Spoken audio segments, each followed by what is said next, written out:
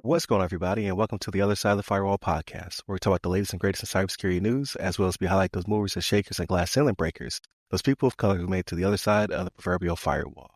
My name is Ryan Williams, and today I'm joined by Chris Abacon. What's going on, everybody?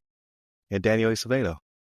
Just want to let you guys know I ate a piece of apple pie and have a nice sugar high, and I'm ready for all this. Okay, so unfortunately, Shannon was unable to make it. He's just under the weather, so it's that time of the year. With that being said, please continue to tune in. Monday and Tuesday are topics, Wednesday discussion, Thursdays Ask CISSP. I don't have a lot of those for the fall season because a lot of people are taking a break, obviously because of the holidays. But I think I have one more coming up, so stay tuned for that. And then Fridays, everything else, movies, books, games, all that good stuff. Definitely continue to tune in, like, share, subscribe, all those things I always forget to say up top. If you're listening to us on 99.1 FM, whether it be tune in or live on the radio, please leave us your feedback as well. And yeah, without further ado, I'll toss it to myself. Topic one, what we have is the iOS update, right? So there's a lot of beef with this one, or consternation coming from law enforcement. So iPhones now auto restart to block access to encrypted data after long idle times, right? So Apple's added a new security feature with the iOS 18.1 update released last month to ensure that iPhones automatically reboot after long idle periods to re-encrypt data and make it harder to extract. So not too long ago, the federal government actually came out and said, hey, you should probably reboot your phones daily, right? Because you don't want an APT to gain a foothold into your system, and then you have that exposure for a long period of time. The longer they're in there, the longer they're able to extract data from you and do nefarious things. So Apple did something about it, but everyone's not so happy about it. So I will toss it to Chris first. What are your thoughts? I think this is in line with Apple's commitment to security, first of all. I think they do take the privacy, no matter what, of the individual or iPhones above all, which is kind of in their promise. It's really cool because it's really the opposite of what we're used to. Every other big tech company, in my opinion, is really out there to mine that data, right? Mine that data, which is basically the new oil, right? It's gold.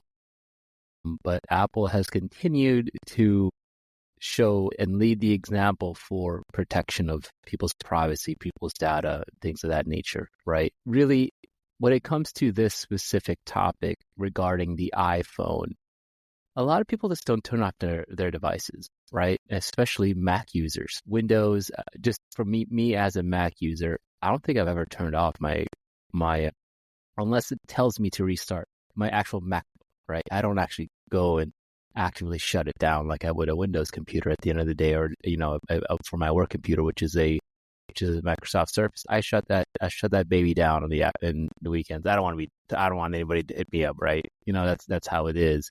At least maybe it's just something that we're used to doing.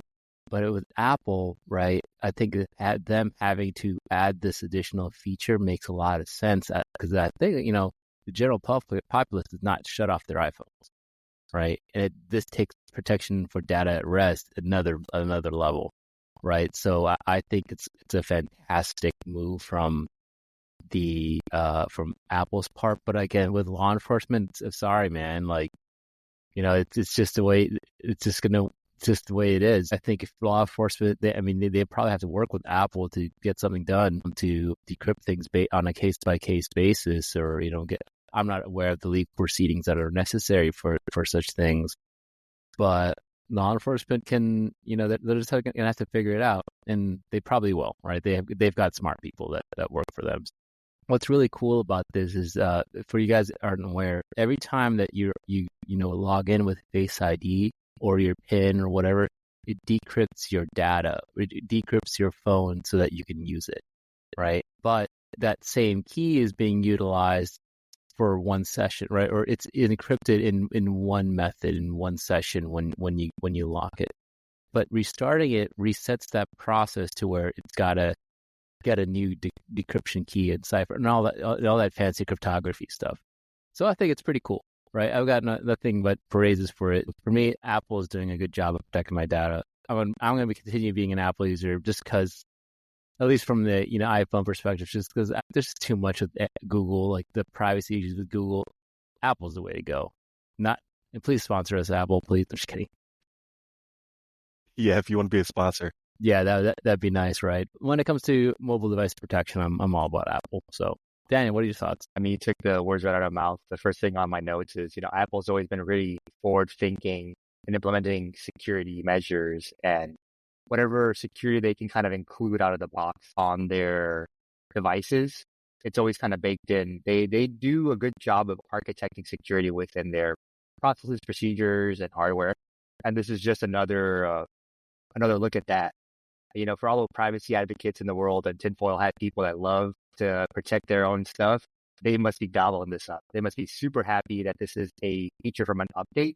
It's pretty cool, right? It's kind of using something that's already available within how it encrypts itself and then enabling it to even better the security of the device. I don't think I remember seeing something like this, in this kind of arena, whether it be from a Windows device or a computer. I'm pretty sure there's stuff out there, but I don't remember reading about it. So, hats off to Apple. I won't be throwing any smoke or shade at them. I'm a big Apple user, big Apple advocate. It's kind of funny, when I was younger, you're always like, no, I want to be an Android user because I want the availability of being able, essentially, most people would just want to jailbreak their stuff to like download apps or try to get things for free. Yeah. I was like, way. I'm not going to use Apple. And then the second I had an Apple, like an iPhone in my hand, I was like, this is so easy to use. No wonder so many people gravitate towards this thing. And I was like, I kind of like put myself at a disservice for not buying this sooner. And I, went that way. I never looked back. I've had an iPhone ever since. I'm not big into like trying to get stuff for free or jailbreaking or any of that kind of stuff. I mean, I guess if I want to play around with like malware on the phone or try to do those kind of things, then I'd probably get a Google or an Android cheap one on the side and then kind of go that route to play with it. But I'm very happy with my iPhone. The one thing I'm hoping that comes of this though is that you can do remote reboots. Like you have your work phones, usually IT or cyber department has software on there, like if your phone gets stolen, they can automatically wipe or reboot your phones. I'm hoping with this feature also, if you can remote reboot and it puts it in that idle state, then that means your data cannot be accessed because it can't be decrypted, which would be a really cool feature as well.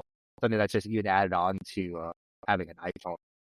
But what do you think, Ryan? You think Apple, as always, is forward-thinking in these kind of things, or you think Google or they're going to follow suit in this way, or what are your thoughts? Yeah, they'll probably follow suit. Yeah, I think Apple is the trendsetter in this regard.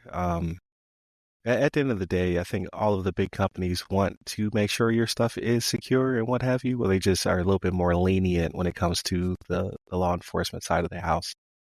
Apple has been notorious for saying no when it comes to aiding either local law enforcement or the feds.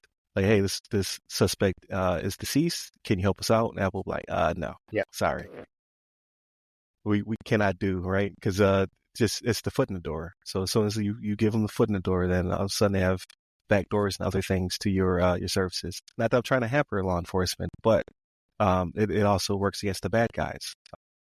So in this case, if someone were to lift your phone, steal your phone, things of that nature, and have access to those mobile forensic tools like Cellbrite, UFED, or something like that, as long as you rebooted your phone sometime before it was stolen, you should be good to go. And I guess for crooks, if there's a raid on the house as opposed to you running and hiding, you should also reset your phone before the feds get it or whomever. So those digital forensic tools still work though. So they still get into your phone, but it's just a matter of, have you rebooted recently? It makes it a little bit harder to extract that data when they make it a forensic image of your phone. If anything, if I were law enforcement, I would make sure I got the forensic guy or gal in sooner rather than later, because the idle time now, right? The clock is ticking. So as soon as we have the phone in our possession, the whole chain of custody and all that good stuff, you need to get it to a forensics person to try to get that image made. If if it can be done, right? I just don't know. I don't know how long that takes. I've never been on that side of the house.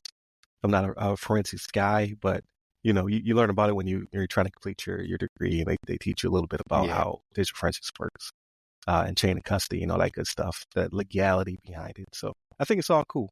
So hopefully this is a boon to non-criminals, right? To just regular users like ourselves, and then doesn't gum up the works too bad for law enforcement. But we'll see. We'll see what the future holds on that one. But kudos to Apple, again, trendsetter, and this will probably move to your Android and whomever in the very near future. So definitely continue to tune in throughout the week. So again, Monday, Tuesday, our topics, Wednesday, discussion, Thursdays, Ask the CISSP, as soon as they'll start rolling again. And then Fridays, everything else, so movies, books, games, all that good stuff. And leave us some feedback. We greatly appreciate it. Hit us up by all of the websites that go by our name. So that's either the other side of the firewall, the other side of the FW, or Ask a CISSP. You can find me personally. I'm at RY Security Guy. That's RY Security Guy. You can find me on pretty much all the social media platforms. But I'm most active on LinkedIn. And where can they find you, Chris? You can find me on LinkedIn under Chris Abacon, last name spelled A. Bacon. Find me on LinkedIn Daniel? Under my name, Daniel Acevedo. There it is. Stay safe. Stay secure.